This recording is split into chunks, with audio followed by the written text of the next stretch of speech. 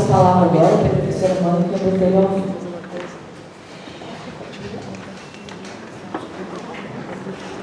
Boa tarde. Então, em primeiro lugar, queria agradecer a presença de vocês, agradecer o convite feito pelo IFEM, pelos organizadores do evento. E esse convite é feito no contexto do nosso grupo da AMPEP, como a Miriam disse, o grupo de Fenomenologia e Psicologia. E nesse grupo a gente busca exercitar, de tempos em tempos, encontros, diálogos que permitam que a gente possa avançar no pensamento, na exploração, nesse campo que é um campo tão rico, um campo que avança, esse campo da psicologia fenomenológica, existencial. E esse livro que ela mostrou, O Gesto Fenomenológico, Corpo, Afeto e Discurso na Clínica, é um livro que nasceu do nosso último encontro, onde discutimos esse tema e a partir daí cada um pôde produzir a uma, duas ou três mãos um espírito, E nesse livro, então, eu trago algumas reflexões com um capítulo que se chama Intercorporeidade, Ide da Situação e Diálogo Clínico, o gesto fenomenológico como patos e movimento expressivo. Bom, vou tentar aqui falar um pouco desse trabalho, desse lugar para vocês. O Merleau-Ponty é o filósofo que eu tenho como referência principal na fenomenologia, e a Gestalt-terapia é a proposta clínica que eu tenho como referência principal também. Então eu falo desse lugar de uma Gestalt-terapeuta apaixonada pela Gestalt-terapia desde sempre, e que busco no Merleau-Ponty, na fenomenologia, trazer ampliações, aprofundamentos para as propostas clínicas da Gestalt-terapia, que eu considero uma clínica extremamente potente e uma clínica que é essencialmente fenomenológica. E vem tentando, então, ao longo de muitos anos, a gente pesquisa de fazer isso. E nos últimos 10 anos, foi na UFRJ, e alguns com o Fernando, que é meu companheiro de departamento na psicologia lá na UFRJ, e no nosso núcleo de fenomenologia e clínica de situações contemporâneas. E talvez eu chegue um pouco até isso, esse tema, se der tempo. Então, quando eu penso em intercorporeidade, eu estou trazendo uma contribuição do Merleau-Ponty. Quando eu penso em Ide da Situação, que está no título também, é um conceito que vem da Gestalt-terapia, que não foi muito desenvolvido na Gestalt-terapia e que eu tenho sido uma das autoras que tem insistido nessa noção que está presente no livro que inaugura a abordagem. E diálogo clínico, Então, o que está em jogo? O que me permite pensar nessa articulação entre a psicologia, a Gestalt e a fenomenologia? É o problema, na verdade, da produção de sentidos, que é o problema da filosofia em geral, é o problema da verdade. A fenomenologia tem uma maneira de olhar para a produção de sentidos, sendo uma maneira peculiar de olhar para isso, pensando inauguralmente lá com Russell, na ideia de que não há um sujeito apartado do mundo, uma consciência apartada do mundo, mas propondo a ideia de correlação, que é a noção primeira, básica da fenomenologia, que pensa o sentido, a verdade, como uma produção que se dá a partir da interrogação de um fenômeno, sendo esse fenômeno algo da ordem da correlação do sujeito e mundo. Bom, o Merleau-Ponty, ele é um leitor de Russell, ele do início ao fim, ele dialoga com Russell, como ele mesmo diz, a melhor maneira de honrar um pensamento, um autor, é retomar esse pensamento e ultrapassar esse pensamento.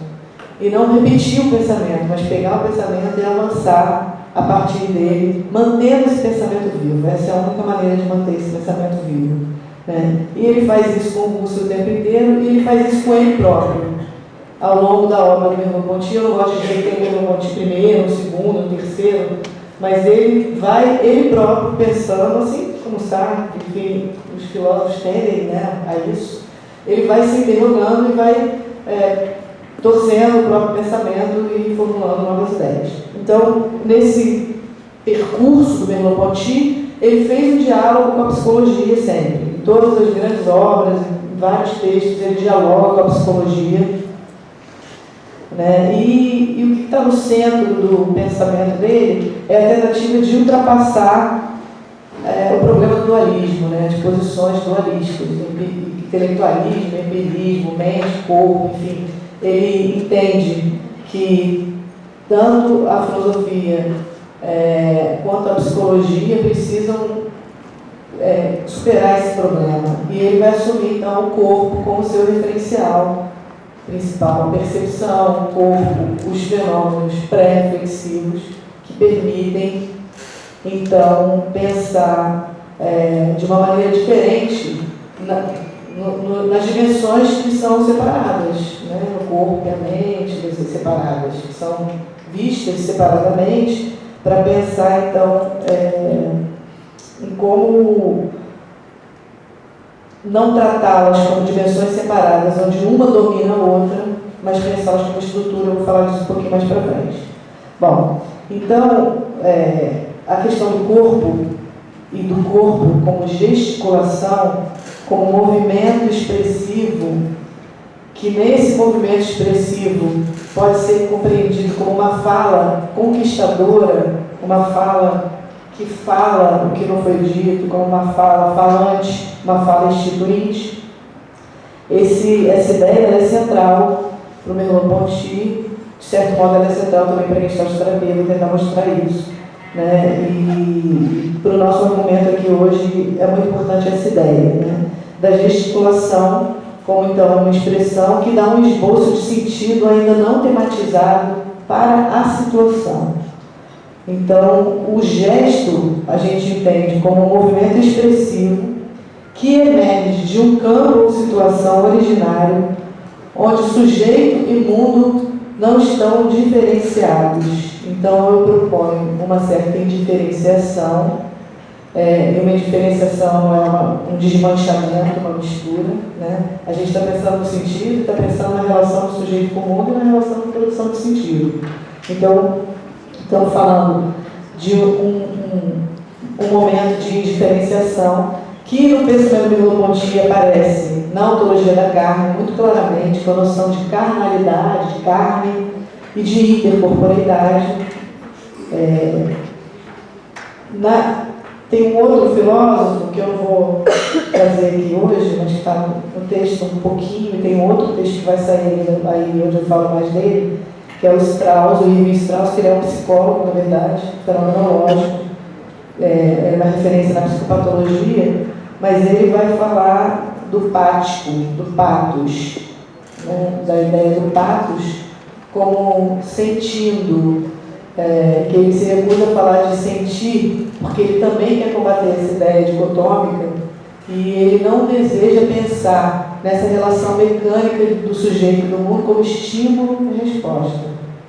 Então, o Strauss ele fala do sentindo para se referir a um momento pático que é anterior ao momento perceptivo no trabalho dele, onde o sujeito e o mundo são indiferenciados. É um momento pré-reflexivo, pré-perceptivo, inclusive. É um momento que ele vai tratar no tema da animalidade. Infelizmente não dá tempo, eu precisava de um curso para falar de tanta coisa, mas esse tema da animalidade é importante para falar dessa dimensão pré-linguística e tal. Bom, e o índice da situação na gestalt-terapia implica também pensar o isso, né? Essa ideia que vem da psicanálise, mas que é tomada de uma maneira diferente, porque é algo que ainda também não é tematizado. É isso. Não é nomeado, não é categorizado, não é tematizado. E é isso da situação. Então, isso remete também à ideia de situação, a esse sujeito mundo, como uma espécie de indiferenciação, um estado ainda de indiferenciação, E todas as três ideias, da carnalidade, da intercorporidade, elas envolvem uma ênfase na dimensão sensível da experiência. Então, pensar eu e outro como mútua implicação, como coexistência. E a partir dessa situação de coexistência que há a expressão através do gesto e do movimento. Tudo bem até aqui? Bom, então, hoje eu vou tentar falar um pouco do todo, assim, do capítulo, mas pensar um pouco mais demoradamente nessa questão da ontologia da carne, do Merleau-Ponty, que tem no centro na noção de intercorporidade, coexistência e tal. Bom, e tentar falar um pouquinho da situação. Para pensar, então, o gesto fenomenológico como um gesto expressivo e como o centro do diálogo clínico. Né? Bom, a ontologia da carne, então, ela... do Merleau-Ponty, né? Vou falar um pouco do pensamento do Merleau-Ponty.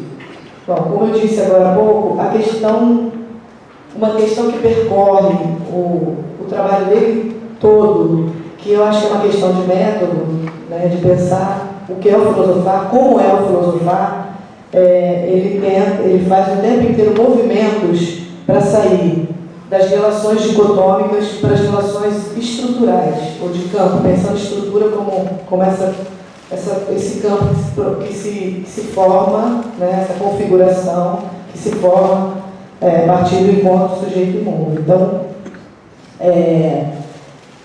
na ontologia da carne, ele propõe a carnalidade como esse estofo comum, a noção de carne como a possibilidade de ter uma continuidade ontológica entre o sujeito e o mundo.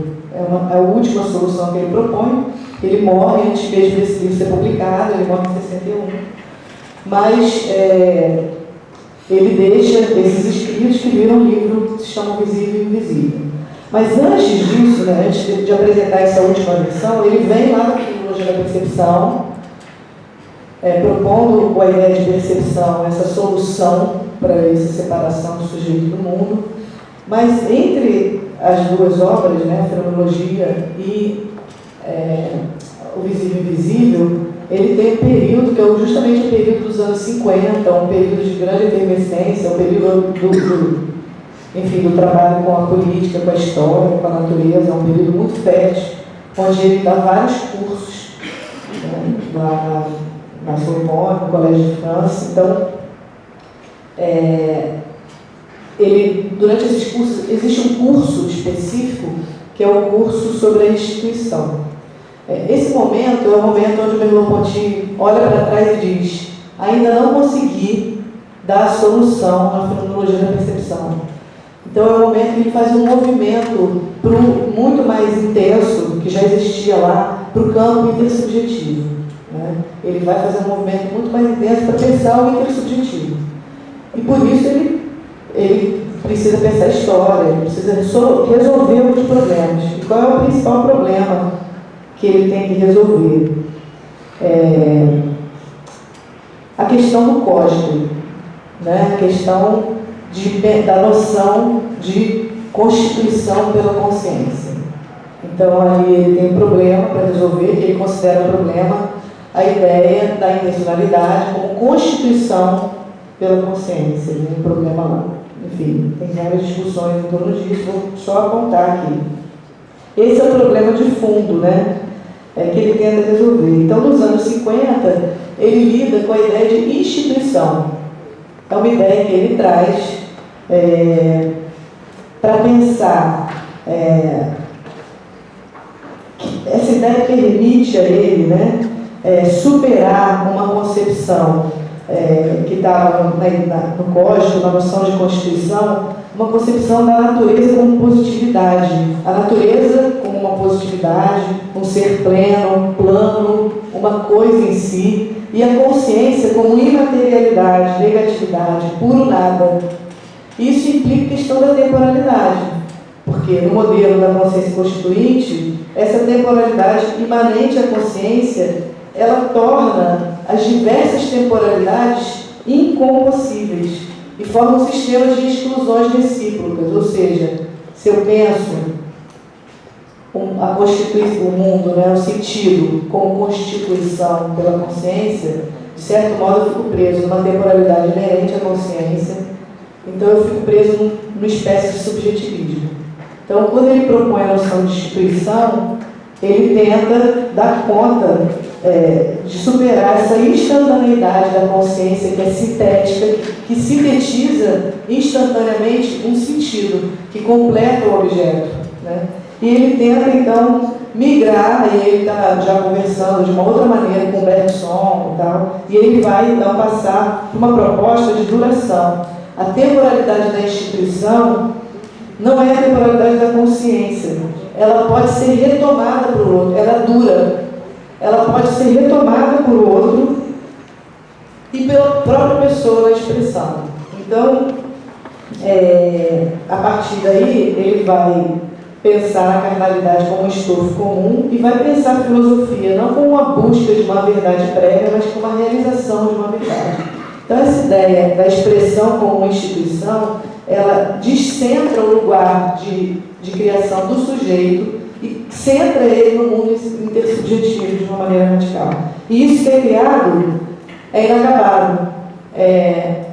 Sempre possibilidade de ser retomado e de ser modificado por ele próprio ou pelo outro.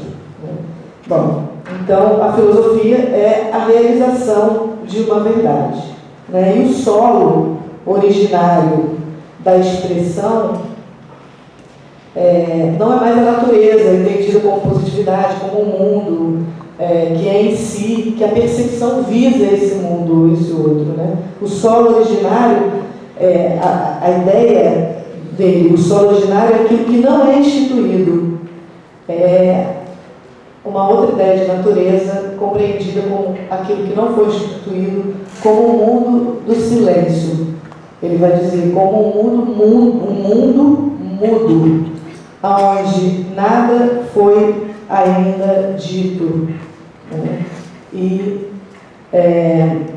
o trabalho da expressão, entendida como instituição, não é justamente colocar fora uma compreensão subjetiva, mas é colocar no mundo como visibilidade aquilo que é invisível, que é silencioso. É poder fazer aparecer o silêncio do mundo, como aquilo que está lá. Tudo bem, gente? Bom, acho que isso é muito importante para a gente pensar na psicologia, só uma pequena nota de rodapé, porque a gente vem de um vício de pensar a expressão. Ele precisa se expressar. Então, como se a pessoa tivesse uma verdade dentro, que ela precisasse colocar para fora, né? E essa visão é antifenomenológica, porque ela pressupõe que existe uma verdade, em primeiro lugar, antes, né, e dentro do sujeito, né? Esse tipo de subjetivismo ele não corresponde absolutamente a um pensamento qualquer que seja fenomenológico, né? Então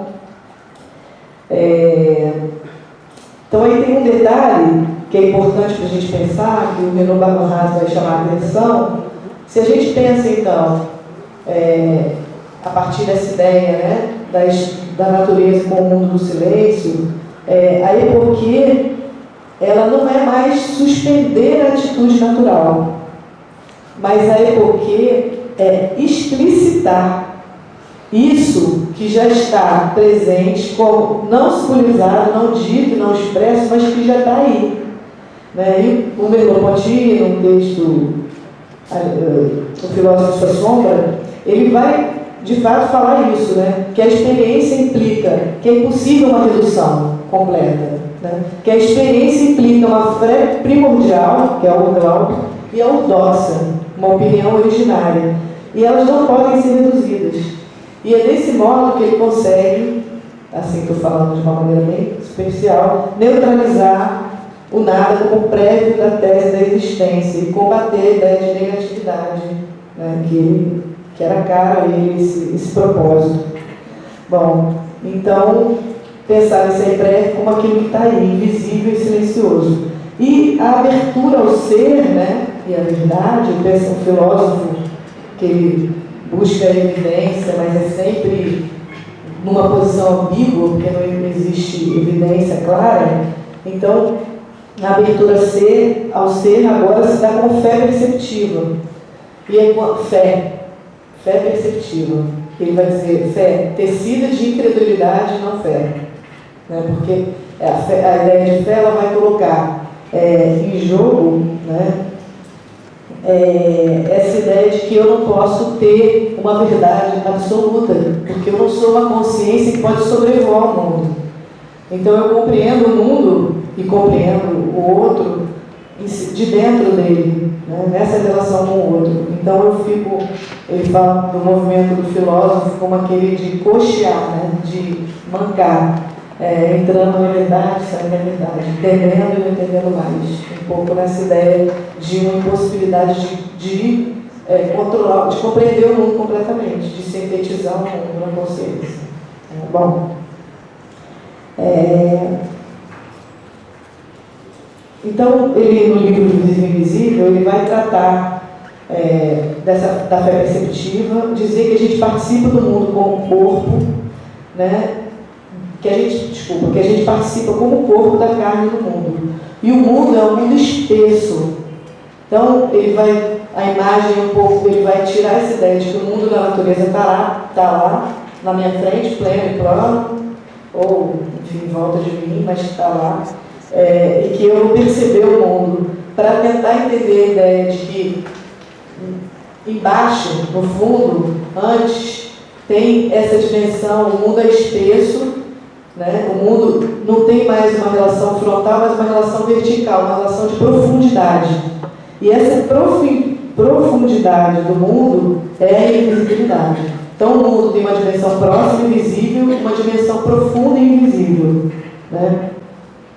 E a ideia, e aí ele vai também fazer uma outra virada, que não pensar mais que a gente primeiro vive o sensível e reflete sobre o que a gente viveu sensivelmente, mas ele vai dizer que nessa profundidade, nessa carnalidade, a ideia e o sensível não são separados. Eles são uma espécie de linhas de força. Ele vai falar assim, vou citar o meu pontinho. A visibilidade primeira não subsiste sem uma visibilidade segunda. A visibilidade das linhas de força e das dimensões. Essa dimensão segunda ou invisível, profundidade que dá sustentação ao visível, seria uma espécie de armadura interior, o estofo ou a carne do mundo. Né? Essa segunda positividade não poderia ser conhecida se não tivéssemos corpo e sensibilidade, mas ao mesmo tempo ela não pode ser completamente dominada ou vista sem véus. Então, a ideia é de pensar não mais o sujeito ou nem o corpo como centro, né? Não pensar o corpo como a sede da percepção, mas pensar, a partir da fé perceptiva, a impossibilidade de síntese e o tipo de aproximação que se limita ao corpo que pode explorar os domínios da profundidade. Então, as estruturas corporais, então é como corpo, como ver, como olhar, como cheirar, como sentir, né, no tato, na visão, no olfato, é que eu posso ficar aderido a essa profundidade do mundo, né? E aderido a essa estrutura como um corpo, eu não posso esgotar o ser. Esse ser é uma abertura que implica uma certa ocultação. Eu não posso vê-lo inteiro, porque eu estou limitado aos domínios de exploração do meu corpo. E aí o pulo, né, do gato para mim, para o meu argumento, é pensar que nessa exploração do mundo, o gesto, o corpo gesticula.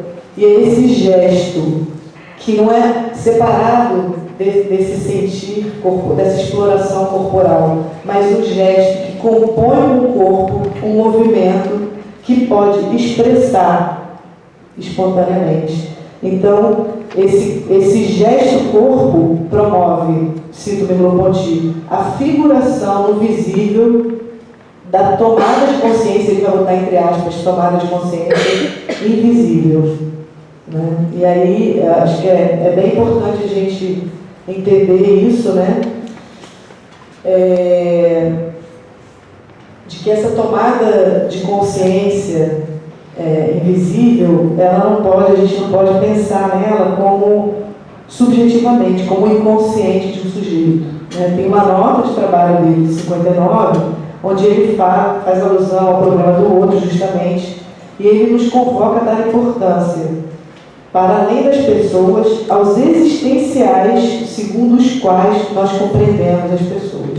E ali, ele vai discutir então, a noção de consciente como um sentido sedimentário de todas as nossas experiências voluntárias e involuntárias. Né? E aí ele vai dizer, o que caracteriza como inconsciente é o fato deles não serem objetos. Então, vamos parar aqui. Objeto é algo que foi constituído por uma consciência. Então, o objeto é uma constituição, é algo nomeado, categorizado, acabado, certo? E ele vai, então, dizer que o que caracteriza essas dimensões existenciais como inconscientes é o fato de não serem objetos. Eles são a armadura do mundo invisível, né? Que, com a fala, começa a impregnar tudo que nós vemos. Então, essa dimensão, ele diz que nós devemos procurar, para procurar o sentido, para procurar a verdade, em última instância, a gente tem que buscar essa trama invisível, profunda, que sustenta o visível. E para encontrar com essa trama, a gente encontra ela com a nossa exploração sensível, com a exploração corporal. E esse é o argumento que ele diz. Ele vai falar assim, esse inconsciente a ser procurado, não no fundo de nós mesmos, atrás das costas da nossa consciência, mas diante de nós como articulações de nosso campo. Ou seja, essa rede de sentidos sedimentares que compõe a armadura do mundo invisível é uma constelação que nos conecta a todos numa espécie de intermundo. E a tarefa da filosofia, e eu diria da psicologia, é interrogar-se sobre o sentido. E para que isso seja possível, é essa dimensão invisível que precisa ser procurada. Então, se a gente for pensar nessas estruturas sedimentadas, né, a gente pode pensar em várias coisas que estão presentes, então, na nossa experiência, aquilo que a gente vê é sustentado por uma dimensão invisível, silenciosa, né? E a nossa tarefa, essa dimensão invisível, silenciosa, quando a gente consegue explorá-la sensivelmente com o corpo, com os afetos, a gente permite um movimento, a gente se permite um movimento de gesticulação que pode expressar, dar visibilidade para um sentido invisível que sustentava aquilo que era visível. Tudo bem? A noção de id da situação, a noção de id da situação da Gestalt terapia, ela trabalha com esse princípio, né? Com essa ideia de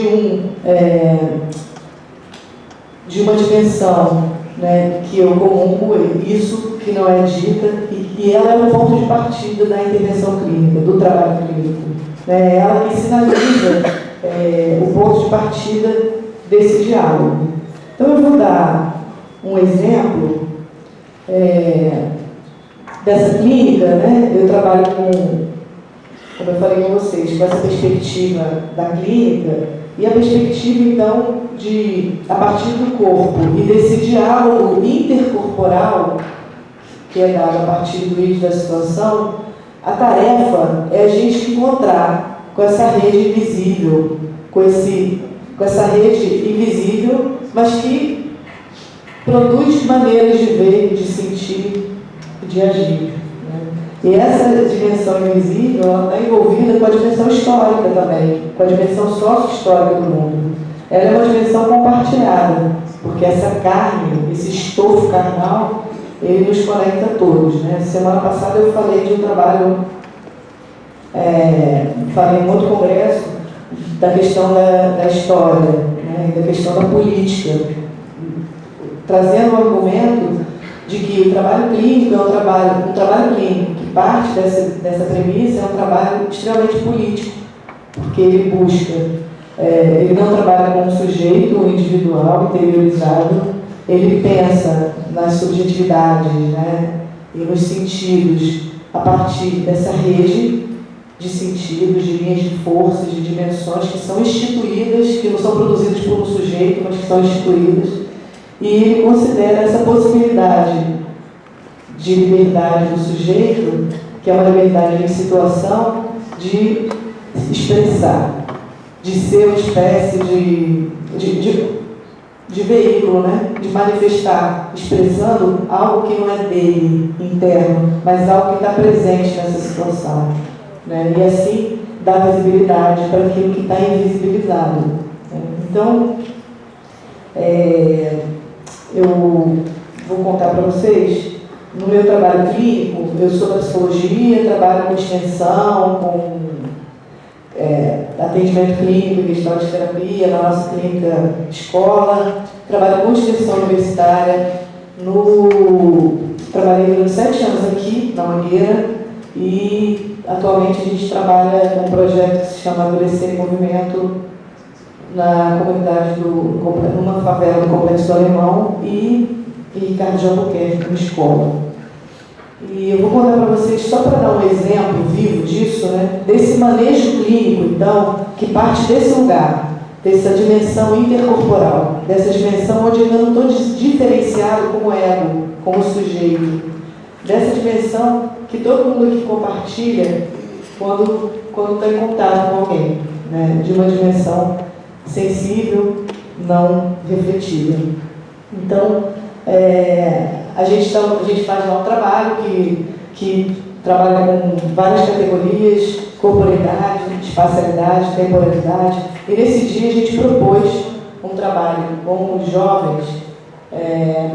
A gente queria trabalhar o espaço, e o corpo está sempre ali. E a gente fez todo um processo deles escolherem lugares onde eles gostavam de ir, lugares que faziam parte da vida deles, espaços, territórios. E a gente, então, elegeu lá 5 espaços e colocou no chão da sala, a gente está trabalhando numa sala grande, fita crepe, marcando aqueles territórios. Território A, B, C e tal. Na semana seguinte, eles quiseram voltar a esse trabalho e propuseram, então, fazer uma brincadeira. Vamos agora, então, colocar as fitas crepes e não falar o lugar. E a gente vai lá e vai brincar de adivinhar. A gente vai lá, vai fazer um gesto e vocês vão adivinhar que lugar que a gente está indo. Aí, tudo bem, entenderam? E aí, um menino de uns 10 anos, um menino negro, como 95% dos meninos e meninas que estavam lá, ele vai para o centro do quadrado vazio, e faz um gesto assim. No momento que esse menino faz um gesto assim, deu 5 segundos e as outras crianças começaram a gritar: prédio Copacabana, prédio Copacabana.